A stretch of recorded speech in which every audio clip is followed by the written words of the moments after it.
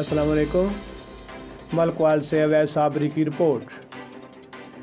District election commissioner ज़िला मंडी बहाउद्दीन ने media से गुफ्तगू करते हुए बताया, इलेक्शन कमीशन पाकिस्तान ने डिस्प्ले सेंटर्स की आखिरी तारीख में 19 जून से 30 जून तक तोसी कर दी है।